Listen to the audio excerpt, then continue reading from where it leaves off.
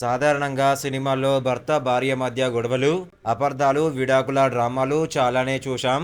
కానీ ఒక భర్త తన భార్యకు విడాకులు కావాలని చెబితే ఆమె ఏకంగా అతడినే కిడ్నాప్ చేస్తే ఎలా ఉంటుంది? అదే సమయంలో కథలో కామెడీ, ఎమోషన్, ఫ్యామిలీ డ్రామా కలిపి వస్తే మరింత మజా కదా. అలాంటి వెరైటీ కాన్సెప్ట్తో ప్రేక్షకుల ముందుకు వచ్చిన తెలుగు చిత్రం సతీ లీలావతి.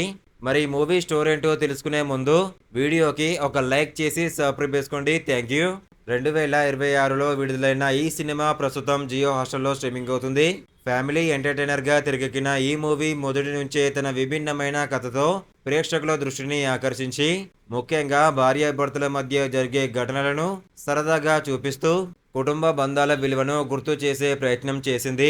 కథలో ఒక సాధారణ దంపతుల జీవితమే ప్రధాన అంశం. బయటకు చూస్తే అన్నీ బాగానే ఉన్నట్టు కనిపించినా వారి మధ్య క్రమంగా దూరం పెరుగుతుంది. ఒక దశలో భర్త ఇక కలిసి జీవించడం సాధ్యం కాదని భావించి విడాకులు కావాలని నిర్ణయించుకుంటాడు. అయితే అక్కడి నుంచి కథ ఊహించని మలుపు తిరుగుతుంది. విడాకులు ఇచ్చి భర్తను వదిలేయడం బదులు అతన్ని తిరిగి తన జీవితంలోకి తీసుకురావాలని భార్య ఒక విచిత్రమైన ప్రణాళిక చేస్తుంది. ఆ ప్రణాళికలో భాగంగానే భర్తను కిడ్నాప్ చేసే పరిస్థితి వస్తుంది. అక్కడి నుంచి మొదలయ్యే ఘటనలు నవ్వులు పంచడమే కాదు, వారి సంబంధంలో దాగి ఉన్న భావోద్వేగాలను కూడా బయటకు తీసుకొస్తాయి. సినిమా బలం దాని కామెడీ పరిస్థితుల వల్ల పుట్టే హాస్యం చాలా చోట్ల బాగా వర్కౌట్ అయింది. అదే సమయంలో భార్యాభర్తల మధ్య ఉండే ప్రేమ, కోపం, బాధ, అహం లాంటి భావోద్వేగాలను కూడా సహజంగా చూపించారు. అందుకే ఇది కేవలం కామెడీ సినిమా కాకుండా కుటుంబ ప్రేక్షకులకు కనెక్ట్ అయ్యే ఎమోషనల్ డ్రామాగా మారింది.